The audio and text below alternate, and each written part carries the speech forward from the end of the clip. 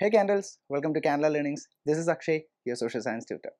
So today we'll be looking into our first geography chapter, resources and development. In today's session, we will be discussing what exactly is a resource and how it is classified. Resource is a familiar term, right?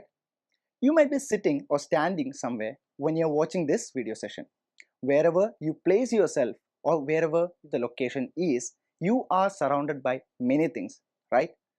Please look at the set of images displayed over here. If you are in a kitchen, you are surrounded by utensils, cutleries and crockeries. And what if it's your living room? It will be TV, sofa and many set of furniture. So every piece of equipment I mentioned right now, including the mobile phone, laptop or any computer devices that you are using right now to watch this video session serves a purpose, which means these material are actually satisfying your needs. So when something satisfies your requirements, it is referred to as a resource. A resource can be defined as any physical or virtual entity that can be used to achieve a particular objective or goal. Or in much simpler words, resources are anything found in your surroundings that can meet your needs. Resources can include natural resources such as land, water and minerals, as well as human resources such as skills, knowledge and labor. Overall, resources are critical components of human life and economy, and their proper management and use are essential for sustainable development and the well-being of the society.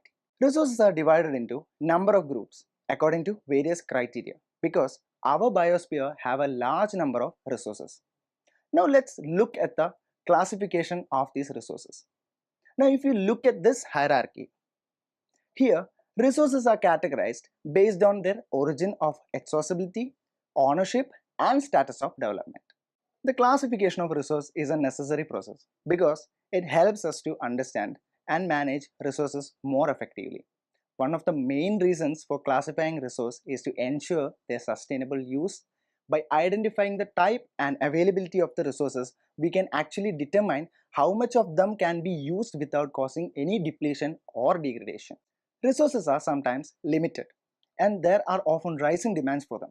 By classifying resources based on their importance, we can allocate them more efficiently and ensures that they are used in areas where they are needed the most. Let's move to the first category, based on origin. Under this, you can see two names, biotic and abiotic. And below that, there are some sets of images. You can determine what a biotic or an abiotic resource just by taking a glance at the images. So, what is a biotic resource? A biotic resource is a natural resource that comes from living organisms or the products they leave behind. These resources are derived from the organic or living components of an ecosystem, including plants, animals, and microorganisms. So, how important is the biotic resource? One of the most important needs of human is food, which is a biotic resource. Agriculture and farming provide the world with crops, livestock, and other food sources which are necessary for human consumption. Biotic resources also provides us with medicinal products. Many of the drugs used in the modern medicine comes from natural sources such as plants, animals, and microorganisms. Now let us go through the abiotic resources. All those things which are composed of non-living things are called abiotic resources. For example, sunlight, temperature, minerals, etc. These materials are absolutely necessary for both human and animal life as well as the health of the ecosystems. They are frequently taken out of the environment and put to use in manufacture, building and energy generation. The next one is based on accessibility, which is renewable and non-renewable resources. Talking about the renewable resource, they are natural resources that are replenished or regenerated naturally over a short period of time, making them an endless supply. Whereas a non-renewable resource exists in limited quantities and cannot be replenished quickly enough to meet current or future demands. These resources are formed over millions of years through natural process, and once they are used up, they cannot be replaced. Renewable resources have many benefits. Renewable resources are typically more environmentally sustainable than non-renewable resources, as they have much lower impact on environment and contribute less to the climate change. Using renewable resources can help to reduce greenhouse gas emissions, and they are often less expensive than non-renewable resources. Some of the good examples of renewable resources are solar energy, wind energy, and hydroelectric power. Resources like coal and fossil fuels fall under the category of non-renewable resources. Under ownership, resources are subcategorized into individual, community-owned, national, and international.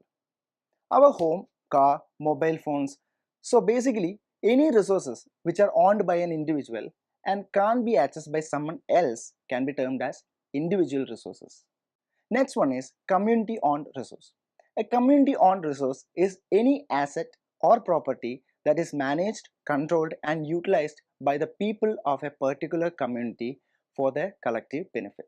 This resource can be physical, such as parks, buildings, or playgrounds, or it can be intangible, such as knowledge or cultural practices. The key characteristic of a community owned resource is that it is owned and managed by the community rather than any individual, corporation, or governments. This can be especially important in rural or marginalized communities where access to resources are very limited. Now let's see what are national resources. National resources are the wealth and possessions that a country owns or controls that can be utilized for economic growth and development. Technically speaking, all resources belong to the nation. Proper management and utilization of natural resources are really essential for sustainable development. Governments must ensure that these resources are used in a responsible and sustainable manner and balance economic development. Railways and wildlife are some examples of national resources. As national resources are assets of the nation, international resources refers to the assets, commodities, and services that are available and utilized by the countries around the world. These resources are actually shared globally, and their use and management require international cooperation and coordination. This concludes no individual country can utilize these resources without the consent of international institutions. Now let's look into the last set of category, which is status of development. The first one is potential resources. Resources which are found in a specific region but have not been utilized yet. Let me make this clear with an example. The western parts of India, particularly states like Rajasthan and Gujarat, have great potential for development of wind and solar energy, but so far these have not been developed properly. This indicates that although the resource is not currently being utilized, it may one day be commercially feasible.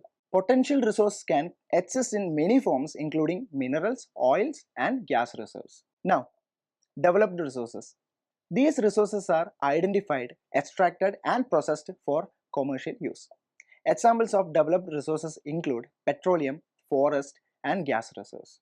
However, the development of natural resources can also have a negative environmental and social impacts. Extraction and processing activities may result in the destruction of habitats, pollution, and greenhouse gas emissions. The next point is stock. Materials that are found in the environment that have the potential to meet human needs, but people cannot access them because they lack the necessary technology for it. These materials are included in stocks. For instance, hydrogen and oxygen are two gases that are combined to form water. Hydrogen can be used as a rich source of energy, but we lack the cutting edge technology needed to utilize it for this.